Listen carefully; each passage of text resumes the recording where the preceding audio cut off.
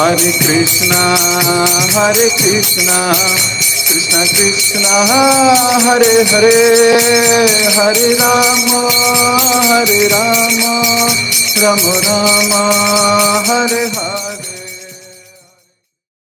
Krishna. जय जय श्री चैतन्य, जय हो नित्यानंदा, जय अद्वैत चंद्र, जय गौर भक्त वृंदा। जय जय श्री चैतन्य, जय हो नित्यानंदा, जय अद्वैत चंद्र, जय गौर भक्त वृंदा। जय जय श्री चैतन्य, जय हो नित्यानंदा, जय अद्वैत चंद्र, जय गौर भक्त वृंदा। हरे कृष्ण। आप सभी भक्तों का बहुत बहुत हार्दिक स्वागत, अभिनंदन। हम लोग मिलकर पढ़ रहे हैं श्री चैतन्य भागवत, अद्भुत लीला। बहुत ही इंफॉर्मेटिव, बहुत ही इंस्ट्रक्शनल, जीवन को जीने का एक अलग ही अंदाज देती हुई। हर बार पढ़ते हैं ऐसा लगता है भक्त ऐसे भी हो सकते हैं। हर पल ऐसा महसूस होता है कि ऐसे कब होंगे हम, ऐसा कब दिन आएगा कि इस अथाह समुद्र की दो बूंद हमारे चरित्र में भी दिखेगी। क्या ऐसा सोच सकते हैं? हमारी सोच को ही बदलती हुई। कल हमने पढ़ा किस प्रकार विद्या वचस्पति के यहां महाप्रभु रुक गए। विद्या वचस्पति की भक्ति का हमने दर्शन किया। उसके बाद एक एक करके लोग महाप्रभु से मिलने आने लगे। अब महाप्रभु से तो मिलने आ रहे हैं, लेकिन हर व्यक्ति के मन में एक उत्साह है और एक आकांक्षा है, कुछ अभिलाषा है। कोई सोच रहा है कि उनके बस दर्शन हो जाएं, यही जीवन की सबसे बड़ी उपलब्धि होगी। कोई सोच रहा है कि मैंने उनकी कभी निंदा की थी, चरणों पे गिर के नाक रगड़ लूंगा, क्षमा मांगूंगा और उपाय पूछूंगा। कोई सोच रहा है कि अपने पुत्र के उज्जवल भविष्य के लिए कामना करूंगा। कोई कह रहा है कि मैं तो ये वर मांगूंगा उनसे कि मैं अपने मन से, अपनी वाणी से, अपनी बुद्धि से सदैव उनके चरण कमलों की सेवा करता रहूं, मैं कभी उनका आश्रय ना छोड़ूं। भिन्न भिन्न प्रकार के जीव अपने मन में मनोकामना लेके महाप्रभु के दर्शन करने के लिए निकले हैं। दर्शने पवित्र करो एई तोमार गुण, ऐसे वैष्णव ठाकुर दर्शन करने मात्र से व्यक्ति को पवित्र कर देते हैं। पवित्र का क्या अर्थ है? गंदगी चली जाना, पवित्रता, साफ हो गया है, पवित्र है, अब इसमें कोई गंदगी नहीं। हृदय में भिन्न भिन्न प्रकार की गंदगी जमी हुई है और व्यक्ति उस गंदगी को बढ़ाने का ही प्रयास कर रहा है, उसे कम करने का प्रयास नहीं कर रहा। काम वासना बढ़ाने की ही बातें चल रही हैं इस संसार में। लोभी, ग्रीडी, स्वार्थी, काम वासनाओं से भरा हुआ और आसपास का संसार उसे बढ़ाने में मदद कर रहा है। गंदगी है, लेकिन अगर कुछ सुकृतियां हैं कि ऐसे वैष्णव दर्शन हो जाता है, तो जितनी भी हृदय में गंदगी भरी हुई है वह धीरे धीरे समाप्त हो जाती है, हट जाती है, पवित्रता आने लगती है। चेतो दर्पण मार्जनम, चित्त का दर्पण मंजने लगता है,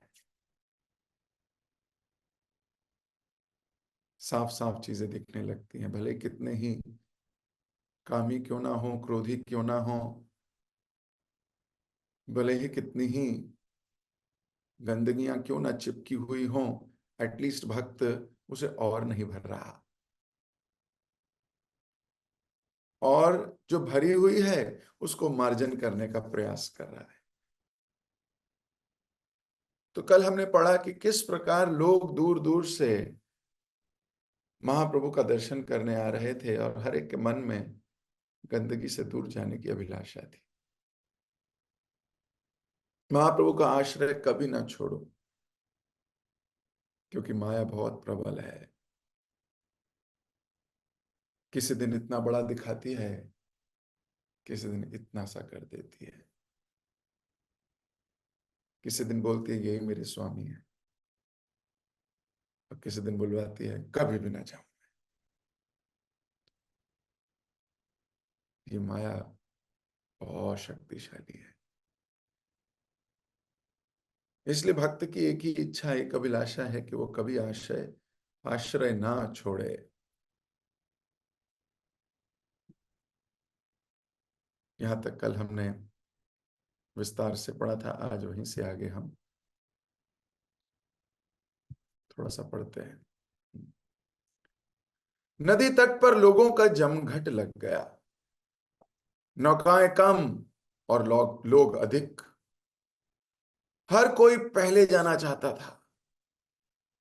नाविक संकट में पड़ गया। सैकड़ों लोगों से भरी कुछ नौकाएं तो पलट तक गई। कुछ लोग अपनी कमर पर खाली मटकी बांधकर नदी पार कर रहे थे। दक्ष तैराक प्रवाह के विरुद्ध तैरते हुए संघर्ष का आनंद ले रहे थे। विद्या वचस्पति बड़ी नौकाओं की खोज में वहां पहुंचे। वे लोगों को पंक्तिबद्ध करके सुव्यवस्थित रूप से लोगों को नौकाओं में सवार करना चाहते थे, परंतु लोग अधीर हो रहे थे। इसलिए जैसे तैसे सब ने नदी पार कर ही ली।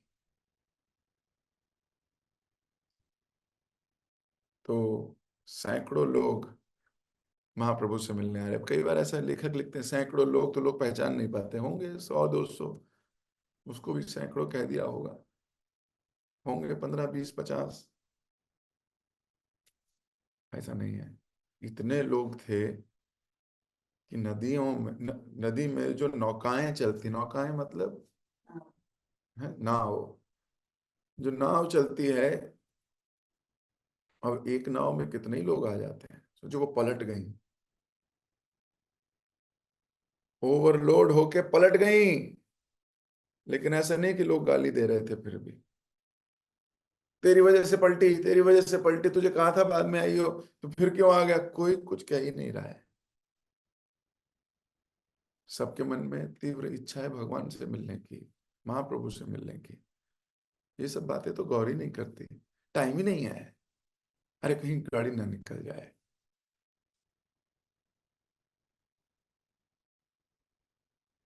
चाहे इंसान कितना भी गुस्सैला क्यों ना हो, फ्लाइट पकड़नी है, रास्ते में कुछ गड़बड़ हो भी गई है, मन कर रहा है इस आदमी के साथ झगड़ा कर लूं, पूरी तरह इसका बैंड बजाऊं, पर टाइम देखता है नहीं। क्या करता है, छोड़ देता है भाई, बोलता बाद में देखूंगा, पहले फ्लाइट पकड़ता है, वो ज्यादा इंपॉर्टेंट काम है। हर एक के चित्त में महाप्रभु से मिलने की आशा है, हर एक के चित्त में महाप्रभु का दर्शन करने की अभिलाषा है। कईयों ने तो मटके बांध लिए कमर पे, और नदी पार कर रहे हैं। विद्या वाचस्पति मैनेजमेंट करना चाह रहे हैं कि लेट्स बी मैनेज्ड। अरे सही से बिहेव करो, लाइन पंक्तिबद्ध करके नाव में बिठाएंगे आपको, कोई नहीं छूटेगा, सबको लेके जाएंगे। लोग कहाँ मानने वाले हैं? वो तो नशे में है महाप्रभु से मिलने के, वो कहाँ मानेंगे? तो कई बार एक मैनेजमेंट का व्यक्ति खुद ही गुस्सा करने लगता है, क्यों नहीं मान रहे मेरी बात? अरे मैं कुछ अलग थोड़ी कह रहा हूं, मैं और अच्छे से व्यवस्था कर दूंगा, मान लो मेरी बात। लेकिन भक्त इस मैनेजमेंट के भी परे हैं। They are beyond the so called management of this world. नौकाएं पलट गई हैं, मटकी में पार कर रहे हैं, कुशल तैराक। वो बोल रहे हैं स्ट्रगल का भी आनंद ले रहे हैं, वो नदी का बहाव इस तरफ है, जाना उस तरफ है। वो कह रहे हैं नाव मिलेगी मिलेगी, मटका है नहीं, मैं तैर के चला जाऊंगा। क्या इतनी ललक है हमारे में से किसी में? विचार करना चाहिए। डोंट लुक एट दी नदी है, नदी पार कर पाऊंगा कि नहीं, नहीं नहीं, बस हृदय में इतनी उत्सुकता मिलने की, ये भगवान को बहुत प्रसन्न करती है। somebody loves me so much, मेरे को इतना प्यार करता है, ऐसा भाव आएगा कि नहीं आएगा? अगर वो इतने चैलेंजेस लेके भी आया है मिलने, इतने कष्ट लेके भी पहुंच गया है, तो प्रसन्न करेगा कि नहीं करेगा भगवान को? मान लो आप ही को कोई मिलने आए ऐसे, या मुझे ही मिलने आए ऐसे इतनी परेशानियों में, कैसा लगेगा आपको? ओ माय गॉड, इतनी तपस्या करता है। तो जो हमारी ललक है जप करने में, बहुत सारी बंधन है, बहुत सारी प्रॉब्लम्स हैं, काम क्रोध लोभ मोह अंदर ही फंसा हुआ है, फिर भी भक्त लगा हुआ है कृष्ण का नाम जप करने में, भगवान को कैसा लगेगा? बहुत अच्छा लगेगा। कहेंगे मेरे को इतना प्यार करता है, शरीर में कष्ट है, इतना जूझ रहा है, फिर भी भागवतम क्लास सुनता है, फिर भी आता है, फिर भी जप करता है, फिर भी ये करता है। Very good. कृष्ण इंप्रेस हो जाते हैं।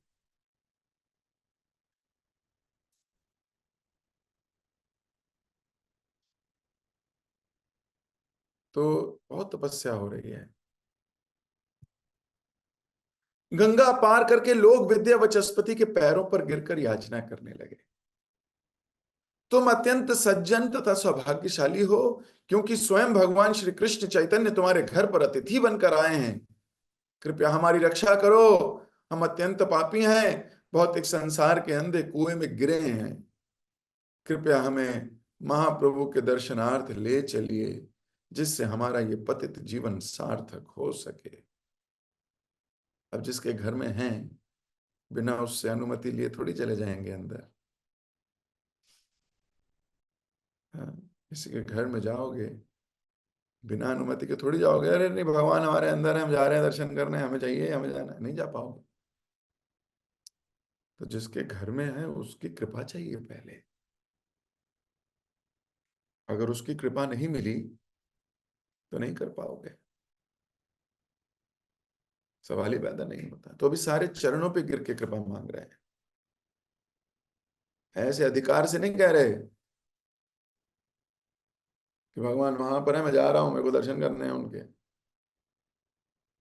भगवान को प्राप्त करने का मार्ग भक्तों के चरणों से होके गुजरता है। भगवान से मिलने का सौभाग्य भक्तों के चरणों से होके गुजरता है।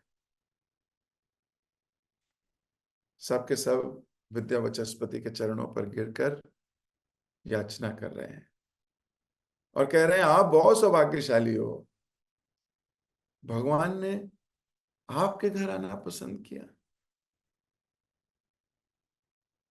आप हमारी रक्षा करो। हम अत्यंत पापी हैं, भौतिक संसार के अंधे कुएं में गिर गए हैं।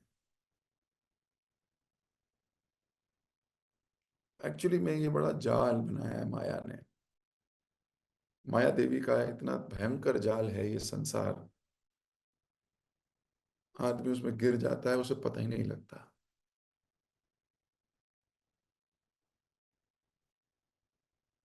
उसको समझ ही नहीं आती कि वो कुएं में गिरा है। उसको कोई भान ही नहीं है कि वो कुएं में है। एक्चुअली कुएं के ऊपर बड़ा अच्छा सा मखमली कपड़ा बिछाया है, उस पर थोड़े फूल भी गिराए हुए हैं,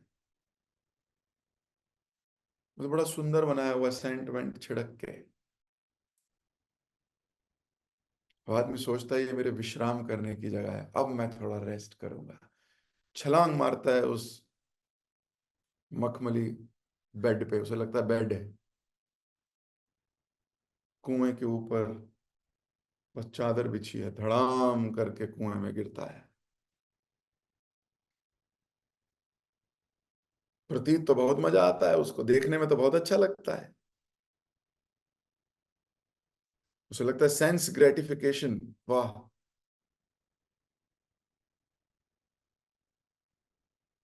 आंखों को अच्छी लगती है कोई चीज देखनी, मन को अच्छी लगती है चीज देखनी, लेकिन वास्तव में वो जहर है। माया उसको उल्टा के देती है। इसलिए कई लोगों की कई बुरी आदतें होती हैं, उनको बड़ा मजा आता है वो करने में, लेकिन वास्तव में एंड में वो बहुत दुख देके जाती हैं। बहुत दुख। शास्त्र बताते हैं कि जो जवानी के दिनों में या कुमार अवस्था के दिनों में या दिनों में बहुत ज्यादा इंद्रिय भोग करता है, बहुत ज्यादा विषय वस्तुओं के प्रति आसक्त रहता है, उसका बुढ़ापा बहुत बुरा निकलता है। उसका बुढ़ापा बहुत कष्टदायी होता है। इसलिए व्यक्ति को ये विचार करना चाहिए, ज्यादा इंद्रिय तृप्ति की बात नहीं सोचनी चाहिए, ज्यादा इंद्रिय तृप्ति की क्रीड़ाओं में नहीं लगना चाहिए। आप अपने बुढ़ापे को बड़ा कष्टदायी बनाओगे। इसलिए बोल रहे हैं मेरा हमारी रक्षा करो। किस चीज से? इन सब चीजों से रक्षा होगी कैसे? भक्त के चरण पर गिरकर। शुद्ध भक्त चरण रेणु भजन अनुकूल।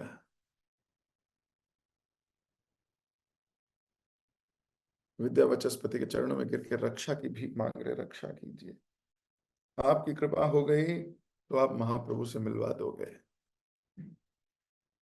तो हमारे हृदय सदा गोविंद विश्राम। रक्षा कीजिए हमारी। आप कृपा करेंगे तो महाप्रभु हम पे कृपा करेंगे।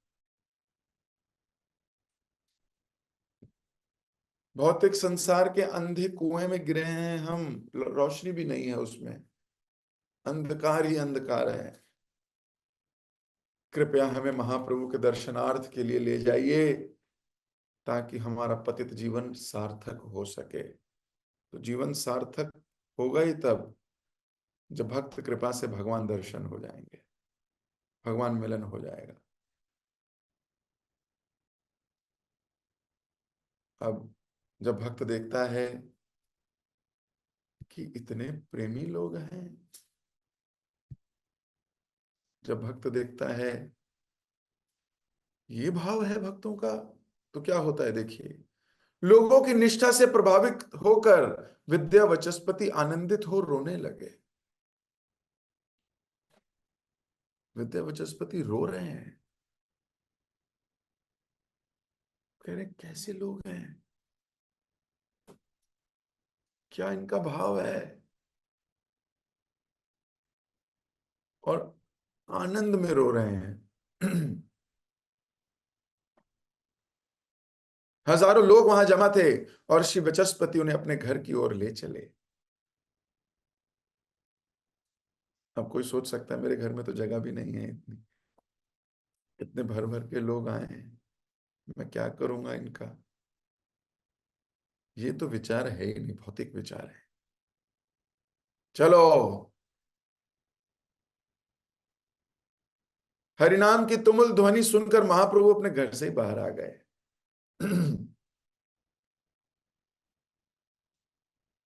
सुंदर चाल चलते हुए उन्होंने अपनी भुजाएं उठाई और ब्रज के समान, वज्र के समान उच्च स्वर में हरि हरि का उद्घोष करने लगे।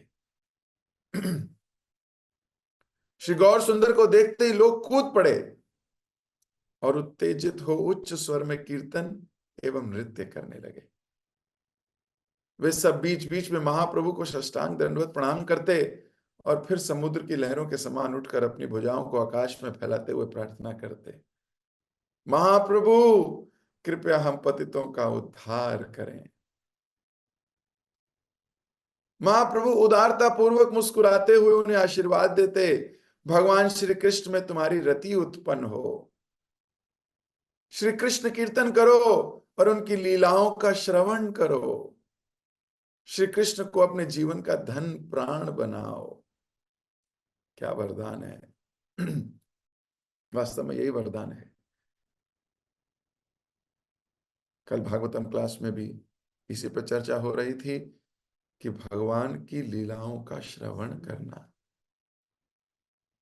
जब भगवान की लीलाओं का श्रवण करते हैं तो योग्यता आती है भगवान से आत्म साक्षात्कार करने की।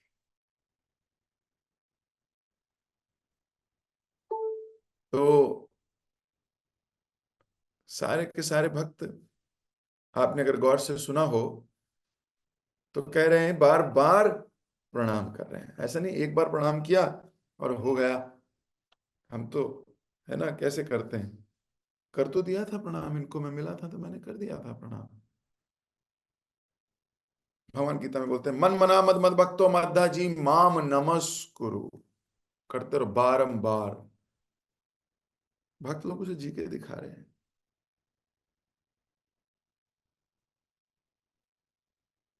थोड़ी देर डांस करते, फिर महाप्रभु को देखते, फिर प्रणाम करते, महाप्रभु को देखते देखते खड़े होते, फिर कीर्तन करते, फिर थोड़ी देर में प्रणाम करने का मन करता। बार बार उनको प्रणाम करने की इच्छा हो रही है। ऐसा नहीं किसी ने डांट के कहा है, ऐसा नहीं है कि बोला गया है कि देखो इनको देखोगे ना तो 3 बार तो ऐसे करना, 4 बार ऐसे, 5 बार कर लेना, गड़बड़ हो जाएगी। ऐसा कुछ नहीं, किसी ने कुछ नहीं कहा है। इनके मन में इतना प्रेम है महाप्रभु के प्रति, इतनी श्रद्धा का भाव उमड़ उमड़ के शरीर को वो करने को कह रहा है जिसको आमतौर पे लोग कर नहीं पाते। आमतौर पे बार बार पट खुलता है तो थोड़ी देर में तो ऐसे ही प्रणाम करता है, भाई भगवान बहुत हो गया अभी, यही वाला स्वीकार कर लो। भांति भांति के प्रणाम इन्वेंट कर लिए हैं लोगों ने, भांति भांति के प्रणाम। कोई तो हाथ ऐसे झुकाता है, कोई तो है, कोई प्रमाणिक नहीं है, पता नहीं क्यों करते हैं लोग। किसी शास्त्र में लिखा है ऐसे प्रणाम करना है? कोई तो एक स्टेप और आगे हैं।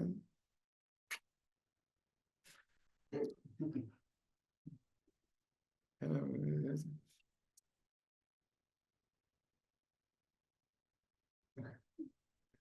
ये कौन सा प्रणाम है? आलस भरा प्रणाम है। भगवान मैं तो कर नहीं सकता, आलस भरा है मेरे शरीर में, स्वीकार, ऐसी स्वीकार कर लो वाईफाई से। रघुनाथ दास गोस्वामी, हमारे आचार्यगण, 2500 3000 बार प्रणाम किया करते थे एक दिन में। हमसे एक बार नहीं होता। वैष्णवों को देख के भी प्रणाम नहीं करते।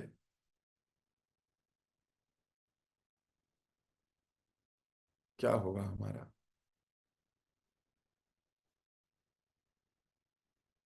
तो बारंबार, यहां तो बारंबार प्रणाम कर रहे हैं, कैसे बार बार झुक जाते हैं, बार बार गिरते हैं, जमीन पे प्रणाम करते हैं, फिर उठते हैं, महाप्रभु के दर्शन करते हैं, थोड़ी देर नृत्य करते हैं, फिर प्रणाम करते हैं। आप विचार कीजिए कि उनके हृदय में क्या चल रहा होगा।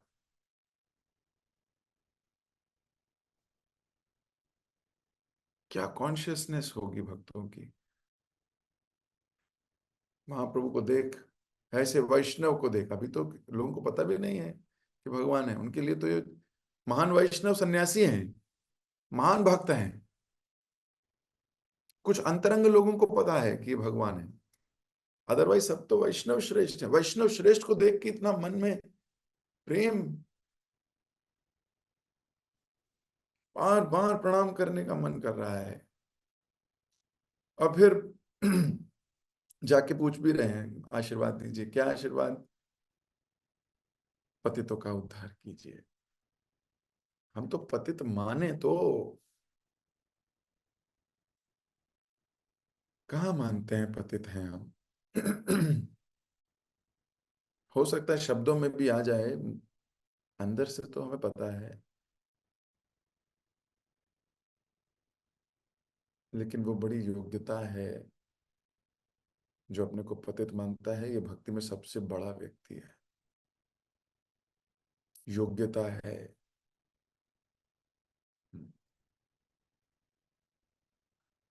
गुरुदेव कृपा बिंदु दिया, करो इदा से तृणपेक्षा अति हीना। मैं अपने आप को तिनके से भी गिरा हुआ मानूं, ऐसी योग्यता प्रदान करो गुरुदेव। हमारी तो योग्यता अलग है। मैं इतना अच्छा मैनेजमेंट करता हूं, मैं इतना अच्छा लीडर हूं, मैं इतना अच्छा ये करता हूं, ये कोई योग्यता नहीं है आपकी। योग्यता आपकी विनम्रता है। मैं अपने आप को कितना सबसे गिरा हुआ मानता हूं, ये योग्यता है। तो अपने को पतित मानना, ये योग्यता है। और महाप्रभु भी आशीर्वाद दे रहे हैं, कृष्ण में रति हो आप सबकी। आप श्रवण करने में है, लीलाओं का श्रवण कर पाओ भगवान की। सोचो, भगवान आशीर्वाद दे रहे हैं तो क्या दे रहे हैं? कृष्ण की लीलाओं का श्रवण कर सको। हमारे पास तो अपॉर्चुनिटी है लीलाओं का श्रवण करने की, फिर भी मिस कर जाते हैं।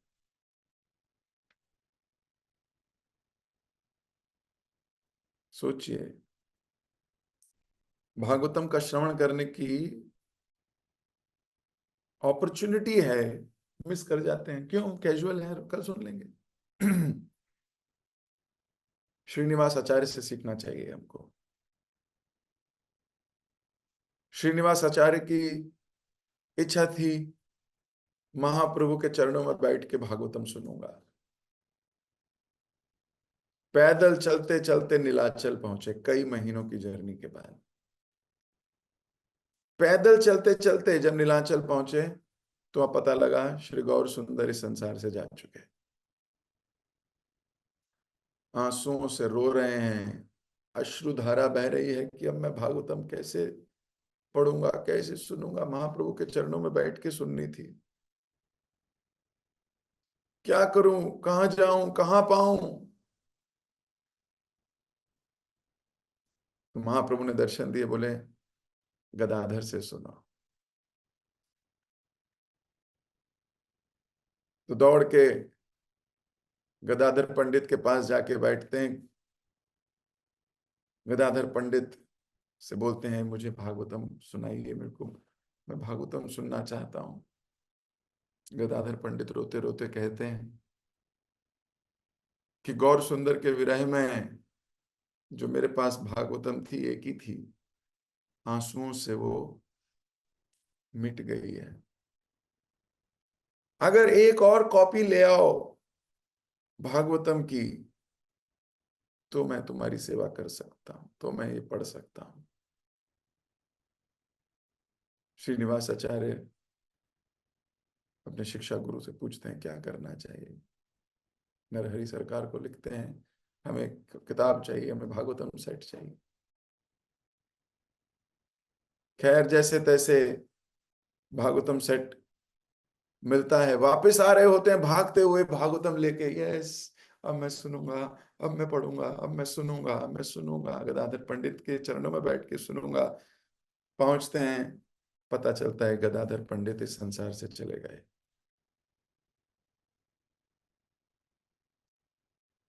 गदाधर पंडित भी संसार से चले गए। रोने लगते हैं, मैं क्या करूं। किसी शुद्ध वैष्णव से अगर मैंने सुनी नहीं, अगर मैंने भक्त से नहीं सुनी, क्या लाभ इस जीवन का। रोते रोते रोते रोते रोते रोते बैठे होते हैं। गदाधर पंडित स्वप्न में दर्शन देते हैं, बोलते हैं वृंदावन जाओ, रूप सनातन से सुनो, रूप सनातन तुम्हें भागवतम सुनाएंगे। आंख खुलती है, मानसिक प्रणाम करते हैं, गदाधर को उठाते हैं, श्रीमद् भागवतम का सेट अपने सर पर रखते हैं और भाग चलते हैं वृंदावन की ओर। सोचिए, नीलाचल से वृंदावन पैदल। सुनने की लालसा, खुद भी पढ़ सकते थे, सेट तो है। सुनने की लालसा, भागते भागते कई दिनों के बाद पहुंचते हैं वृंदावन। वृंदावन के अंदर प्रवेश करते ही रुदन सुनाई देता है, क्रंदन सुनाई देता है, भान होता है रूप और सनातन भी इस संसार से चले गए। अपनी लीलाएं समाप्त कर ये दोनों भी जा चुके हैं। वहीं वृंदावन की ब्रज भूमि में लेट के रोते रोते अपने भाग्य को कोसते कोसते कहते हैं, मैं इतना दुर्भाग्यशाली हूं कि मैं भागवतम किससे सुनूंगा। महाप्रभु के पास गया, महाप्रभु जा चुके थे। गदाधर के पास गया, गदाधर चले गए। रूप सनातन से मिलने आए, रूप सनातन चले गए। मेरे जैसा दुर्भाग्य कहां होगा किसी का। रोते रोते अपना शरीर त्यागने का विचार कर रहे थे कि रूप सनातन हृदय में प्रकट हुए और बोले, जीव गोस्वामी से सुनो।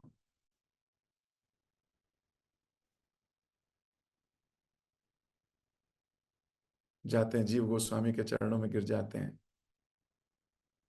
जीव गोस्वामी उन्हें गोपाल भट्ट गोस्वामी के पास ले जाके दीक्षा मंत्र दिलाते हैं और फिर एज अ शिक्षा गुरु उनको शिक्षा देते हैं। भागवतम सुनने की इच्छा देखिए, कितनी अपॉर्चुनिटी हमारे पास ऐसे ही है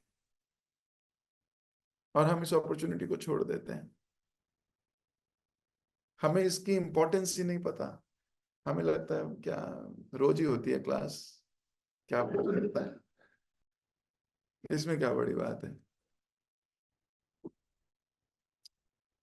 श्रीनिवास आचार्य के जीवन की इस एक घटना से आप भागवतम की इंपॉर्टेंस जान सकते हो, श्रवण करने की इंपॉर्टेंस जान सकते हो, हमारी परंपरा में श्रवण को कितना महत्व दिया गया है यह आप जान सकते हो।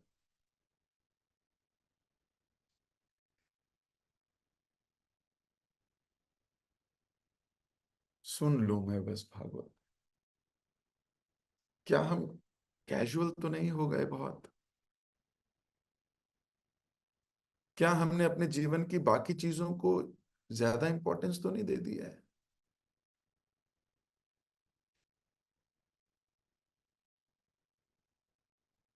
सजातिया, सुस्निग्ध, महतर से सुनना, पर क्या हम इसको कैजुअल तो नहीं हो गए? श्रीनिवास आचार्य तो नहीं हो गए। एक भागवत की कॉपी लेने में उनको कितनी मेहनत करनी पड़ी। हमारे लिए तो कितनी सरल है, इतने भक्तों के घर में है भागवत, लेकिन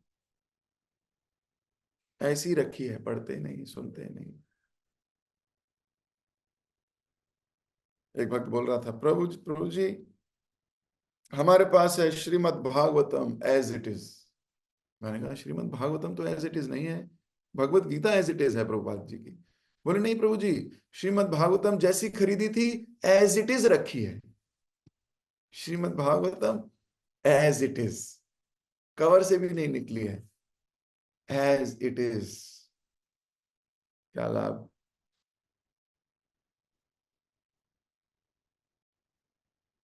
यहां पे चैतन्य महाप्रभु सबको बोल रहे हैं कृष्ण की लीलाओं का श्रवण करो। वो कह रहे हैं पतित का उद्धार करो, तो बदले में क्या आइडिया आ रहा है, लीलाओं का श्रवण करो। लो भैया, कितनी और क्या क्लैरिटी चाहिए।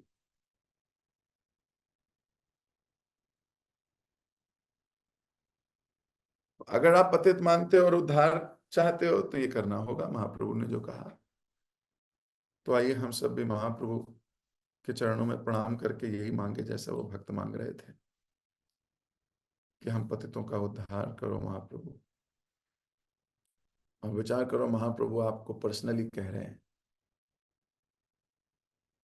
कि कृष्ण में तुम्हारी रति हो, कीर्तन करो भगवान का, यानी जप करो, और भगवान की लीलाओं का श्रवण करो। भगवान कृष्ण को अपने जीवन का धन प्राण बनाओ, मतलब प्रायोरिटी नंबर 1 बनाओ। बाकी सब चीजें सेकेंडरी हैं। सबसे पहले ये हो मेरी जिंदगी, अब इसके अकॉर्डिंग बाकी चीजें ढालूंगा मैं। पहले ये है मेरी जिंदगी में, ये करूंगा ही करूंगा। जब क्लास अटेंड, हियरिंग, रीडिंग इत्यादि, इसके बाद बाकी चीजें जो बची वो करूंगा। That should be the priority. Tamal Krishna Goswami महाराज सुबह 2:30 बजे उठ के भागवतम पढ़ा और सुना करते थे मंगल आरती से पहले। बोलते मेरे जीवन की प्रायोरिटी मंगल आरती से पहले शुरू होती है। ऐसे आचार्य हमारी परंपरा में है।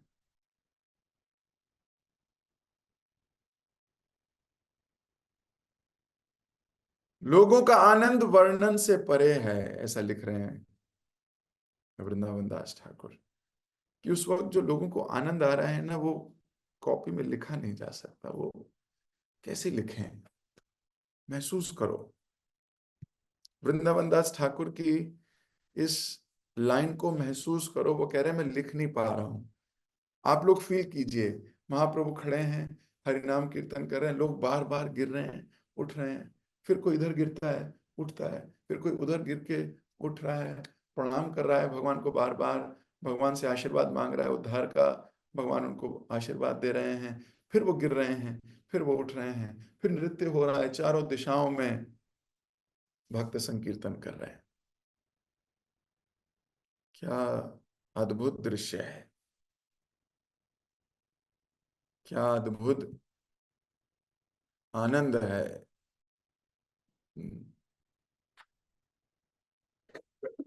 तो सब अभी आनंदित हैं।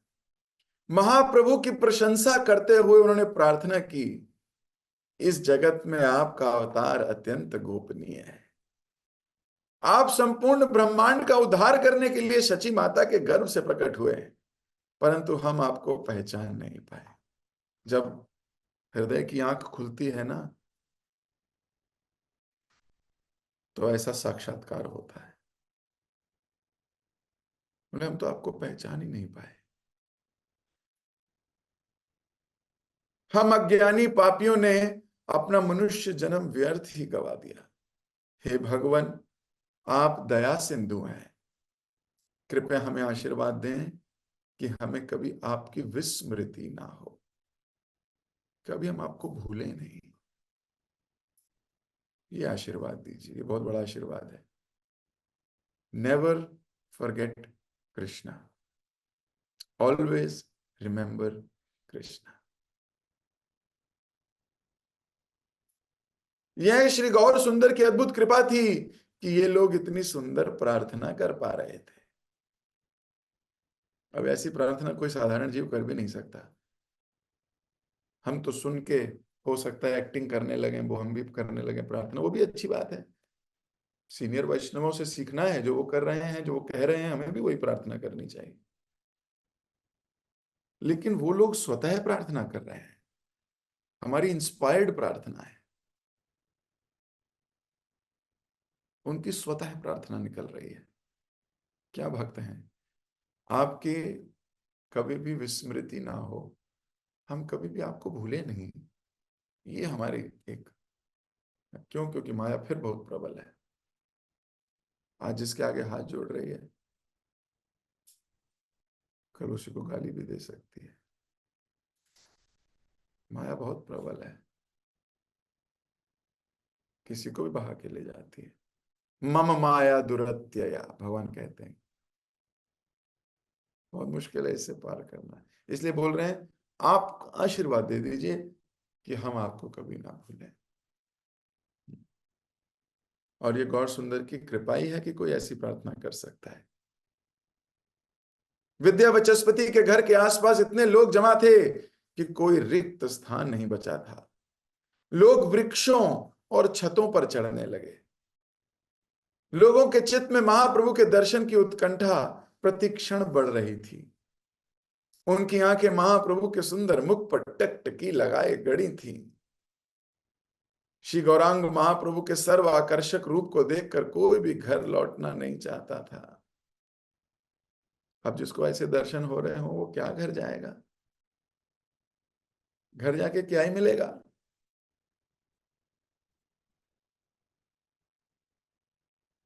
क्या स्नेह है, घर लौटने का मन ही नहीं कर रहा। मुझे नहीं जाना वापस, यहीं रहना है। अद्भुत। तो मैं अपनी वाणी को यहीं विराम दे रहा हूं, समय हो गया। मन तो मेरा भी नहीं है रुकने का, लेकिन समय की मर्यादा को रखना पड़ेगा। जगत गुरु शिल प्रभुपाद की जय, शिल वृंदावन दास ठाकुर की जय, आप सभी भक्तों की जय। हरे कृष्ण। किसी भक्त का कोई प्रश्न हो या कोई टीका हो, कोई टिप्पणी हो, कोई कमेंट्री हो, कोई परपट हो?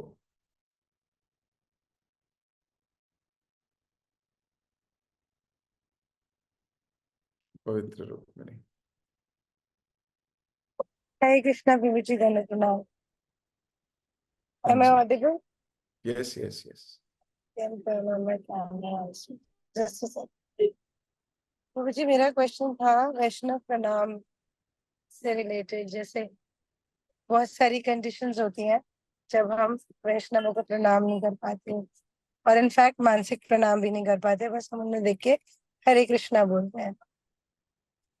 तो क्या, और ऐसा भी होता है जब हम बहुत जूनियर से मिलते हैं तो भी हम खुद, मैं अपनी बात कर रही हूँ, उन्हें वैष्णव प्रणाम नहीं करते, तो क्या वो भी अपराध है? या जैसे हरे कृष्णा करते हैं लेकिन हम प्रणाम नहीं करते, मैं प्रणाम नहीं करती,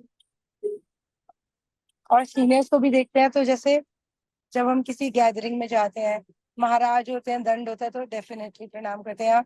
जिनको हम सीनियर डिवोटीज को हम जानते हैं, जो जैसे थोड़े पॉपुलर हैं, वी नो देम, उनको प्रणाम करते हैं। बट जब हम जूनियर्स को देखते हैं या इक्वल्स को भी देखते हैं और किसी गैदरिंग में होते हैं तो बस हरे कृष्णा करते हैं, तो क्या वो भी अपराध में आएगा? Okay, very good question. देखो, अगर किसी सभा में जाओ और वो सभा वैष्णवों की सभा है, तो सभा के बाहर से ही हम सबको एक साथ प्रणाम करना चाहिए। जिस प्रकार आप मंदिर में प्रवेश करते हो तो मंदिर के द्वार पे ही प्रणाम करते हो समस्त वैष्णवों को, जितने भी दृश्य और अदृश्य वैष्णवगण वहां मौजूद हैं। क्योंकि अगर 1,000 लोग हैं तो 1,000 लोगों को अलग अलग करके प्रणाम नहीं कर पाओगे। तो एक साथ प्रणाम किया जाता है। दूसरा, मान लीजिए ऐसी जगह हैं जैसे ऑफिसेज हैं, वहां पर भी कोई वैष्णव दिखता है, वहां पर भी आप प्रणाम नहीं कर पाते, क्योंकि वहां प्रणाम करेंगे वांछा कल्पतरुभ्य नीचे गिरकर, तो अजीब सा हो जाएगा सिस्टम। हो सकता है ऑफिस के लोग उसको अजीब से देखें, आपको आगे कष्ट हो। तो उसमें क्या करना चाहिए? मानसिक रूप से पूरा मंत्र बोलना चाहिए, वांछा कल्पतरुभ्य से कृपा सिंधु पतितानां पावनेभ्यो वैष्णवेभ्यो नमो नमः। और झुककर ना, मस्तिष्क झुकाकर हाथ जोड़कर प्रणाम करने चाहिए, लेकिन मंत्र बोलना चाहिए पूरा। और मानसिक रूप से सोचना चाहिए कि मैं प्रणाम ही कर रहा हूँ। और जो दूसरा भक्त है उसको भी यही लेना चाहिए, क्योंकि ऑफिस है, जगह ऐसी है जहां पर ऐसा उचित नहीं करना। जैसे आप सड़क पर जा रहे हैं, कीचड़ है, और वहां सीनियर डिवोटी दिख गए, आप कीचड़ में थोड़ी प्रणाम करेंगे, उनको भी अच्छा नहीं लगेगा और आपको भी अच्छा नहीं लगेगा। लेकिन प्रणाम जरूर कीजिए, बाद में उचित जगह देख के प्रणाम कर लीजिए, पर करिए जरूर। वो चले गए वहां से, उसके बाद में प्रणाम कर लीजिए, बट यू शुड। हमारे शरीर की तपस्या ही भक्तों को प्रणाम करना है, और कोई तपस्या आप कर नहीं सकते इस संसार में। बाकी तपस्याएं तो 15 दिन में एक बार आती है, एकादशी एटसेट्रा एटसेट्रा, लेकिन दैविक दैनिक तपस्या प्रणाम करना ही है। भक्तों को देखो, प्रणाम कीजिए। हाँ, कई बार कोई व्यक्ति बहुत सीनियर है, अब जूनियर्स आते हैं, प्रणाम करते हैं, कोशिश करनी चाहिए प्रणाम करे, पर वो सबको कर भी नहीं सकता, नहीं तो वो जमीन पे ही बैठा रहेगा, कोई ना कोई आते ही रहेंगे। तो कभी जूनियर का ये भाव नहीं होना चाहिए कि सीनियर भी हमें प्रणाम करे, और हम सबको अपने आप को जूनियर ही मानना चाहिए, ये भी सच बात है। लेकिन फिर भी कोशिश यही होनी चाहिए कि हम प्रणाम करें, और किसी के मन में ये अपेक्षा नहीं होनी चाहिए कि उस वो मुझे प्रणाम नहीं कर रहा है ना। ऐसा हम लोगों को विचार रखना चाहिए। तो दोनों तरीके से इसको समझा जा सकता है, हमें प्रणाम करना है लेकिन हमें प्रणाम की अपेक्षा नहीं करनी है। लेकिन अगर आप अथॉरिटी हैं, आपको बोला गया है लोगों को ट्रेन करने के लिए, आपको ऑथोराइज किया गया है, तो आप उनको बता सकते हैं आप गलत कर रहे हो, आपको प्रणाम करना चाहिए। प्रणाम क्यों नहीं करेंगे, आप गलत कर रहे हो आप। लेकिन आप अथॉरिटी नहीं है, तो आपके मन में ये विचार नहीं आने चाहिए। वो भी दूसरे के भले के लिए है, अपना प्रणाम स्वीकार करने के लिए नहीं आना चाहिए। ये गुरु परंपरा आगे जाएगी कैसे, ये कल्चर, वैष्णव कल्चर आगे कैसे जाएगा, जब सिखाएंगे नहीं तो जाएगा कैसे। तो इसलिए सिखाना चाहिए, अगर आप अथॉरिटी हैं तो आप मानसिक प्रणाम कीजिए, ठीक है। और सब भक्त एक दूसरे को देख के प्रणाम करना चाहिए। इनफैक्ट फोटो देखते हुए प्रणाम कर देना चाहिए। गुरु की फोटो देखी आपने, ऐसा नहीं कि बस देख लिया, आपको तुरंत है ना मानसिक रूप से प्रणाम कीजिए उनको, कि हम प्रणाम कर रहे हैं। That is how you should react. लेकिन सभा है, तो I hope I could answer your question. एक ही बार प्रणाम किया, पूरी सभा को प्रणाम किया।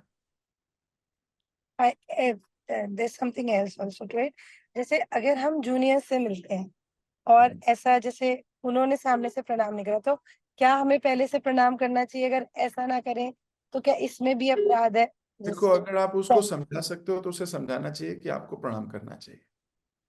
और वो फिर भी आपको लगता है कि वो नहीं समझने वाला है या नया है या कैसे, तो आप खुद प्रणाम करके उससे सिखाइए। एम्बैरेस तो नहीं हो जाएंगे? अच्छी बात है अगर हो तो, मोटी खाल के हैं तो एम्बेरस भी नहीं होंगे। लेकिन आपने अपना धर्म, अपना फर्ज निभाया, ठीक है। Thank you so much. They should feel embarrassed. उनको एम्बेरसमेंट होनी चाहिए कि हमारा सीनियर हमें प्रणाम कर रहा है, मेरी मेरी क्या बुद्धि है, मेरी व्हाट एम आई डूइंग। उनको एम्बेरसमेंट होनी चाहिए इस बारे में। फिर भी नहीं हो रही है, तो फिर तो वैष्णव अपराधी है वो, उसको डर भी नहीं लगता। Then we should not expect, leave it, ठीक है। Thank you so much. Hare Krishna. Okay, तो मुझे दीजिए इजाजत, आप सबसे मुलाकात होगी। हरे कृष्ण। हरे कृष्ण प्रभु जी, दंडवत प्रणाम। थैंक यू सो मच प्रभु जी, बहुत सुंदर क्लास के लिए। आज की क्लास में आपने हमें बताया कि पवित्रता के बारे में, जैसे गंदगी चले जाना। तो हमारे हृदय में तो भिन्न भिन्न प्रकार की गंदगी जमा हुआ है, कि जैसे कि काम वासना, लोभी, ग्रीडी, स्वार्थी, ये सब गंदगी हमारे हृदय में जमी हुई है। पर संसार के लोगों के पास जाओ तो उसको वो बढ़ाने का प्रयास करते हैं, पर हम जब भक्त के पास जाते हैं वो गंदगी को वो साफ करने में लगते हैं। हृदय की जो जमी मेल है उसको वो साफ कर देते हैं। और आपने ये बताया कि जब हमारा एम क्लियर होता है तो हमारे में जब हम जाते हैं तो रास्ते में आने वाले जो परेशानी होता है वो हमें डिस्ट्रैक्ट नहीं करता। तो यहाँ पे जो भक्त लोग हैं उनका एम क्लियर था कि महाप्रभु से मिलना है। तो कैसे भी करके नौका डूब भी गया वहां पे, तो उनको कोई किसी को दोष भी नहीं दे रहा है, वो फिर भी उत्साहित भी हैं जाके मिलने के लिए। और आपने ये बताया कि भगवान को पाने का या मिलने का जो सौभाग्य है वो भक्त के चरणों में होके ही गुजरता है। तो सब भक्त विद्या वाचस्पति के चरण में गिर गए हैं कि उनसे प्रे कर रहे हैं कि परमिशन मांग रहे हैं कि हमें महाप्रभु का दर्शन करना है। और आपने ये बताया कि शास्त्र कहते हैं जो व्यक्ति जैसे किशोरावस्था या यौवन अवस्था में ज्यादा से ज्यादा इंद्रिय भोग में लगा रहता है, उसका बुढ़ापा भी बहुत कष्टदायक होता है। और आपने ये बताया कि जब किसी को हृदय से हम मतलब प्रेम होगा तो हम अच्छे से मतलब प्रणाम कर पाएंगे उनको। आप हम कई बार फॉर्मेलिटी लोग कर लेते हैं प्रणाम में, जैसे पट खुलता है वो ऐसे ही प्रणाम कर लेते हैं, तो भिन्न भिन्न तरीके से प्रणाम कर लेते हैं। तो जैसे आपने उसको आलस भरा प्रणाम भी बोला है या वाई फाई वाला प्रणाम भी वो कर लेते हैं। तो हमें प्रणाम अच्छे से करना चाहिए, दंडवत प्रणाम करना चाहिए। अगर परिस्थिति ठीक नहीं है तो हमें उनको मानसिक प्रणाम करना चाहिए, पूरे मंत्र के साथ पूरा मानसिक प्रणाम भी करना चाहिए। और आपने श्रीनिवास आचार्य की जो कथा से हमने ये सीखा है, वो पहले महाप्रभु के पास गए भागवतम सुनने के लिए, पैदल गए पूरी। तो पता चला कि पूरी जब गए महाप्रभु प्रभु जा चुके थे। फिर वो गदाधर पंडित के पास गए, तो गदाधर पंडित उन्हें दूसरी कॉपी लाने के लिए बोले। तो जब वो दूसरी कॉपी लेके आए तो गदाधर पंडित भी जा चुके थे। फिर वो वृंदावन गए रूप गोस्वामी से सुनने के लिए। तो जब वृंदावन पहुंचे रूप गोस्वामी भी चले गए थे। लास्ट में जाके उन्होंने जीव गोस्वामी से वो भागवतम सुनी। तो हमारे पास तो बहुत सारे अपॉर्चुनिटी ही अपॉर्चुनिटी होता है कि भागवतम सुनने के लिए। हमारे लिए सुबह शाम क्लासेस ही है, तो पूरा ऑनलाइन भी हम सुन सकते हैं। तो हमारा भी लालसा ऐसे ही होना चाहिए भागवतम सुनने के लिए। संसारी में जो चीज हमें हम जिसको हम इम्पोर्टेंस देते हैं उसको त्याग करके श्रवण के लालसा हमारा बढ़ना चाहिए। और लास्ट में हमें ये आपने बताया कि never forget Krishna, always remember Krishna. जो वहाँ पे भक्त लोग हैं वो खुद ही कह रहे हैं कि महाप्रभु से कि उनको कभी विस्मृति ना हो, वो महाप्रभु को कभी भूले नहीं। हमारा भी ऐसा ही भाव होना चाहिए, हमें हमें भी कभी भगवान को भूलने की भाव ना हो। थैंक यू सो मच प्रभु जी। सभी भक्तों को भी धन्यवाद इतने प्रेम प्रभु को श्रवण करने के लिए। हम प्रभु जी का धन्यवाद करेंगे एक बार हरे कृष्ण महामंत्र। Hare Krishna Krishna Krishna Hare Hare, Hare Ram Ram Ram Hare Hare. Thank you so much प्रभु जी।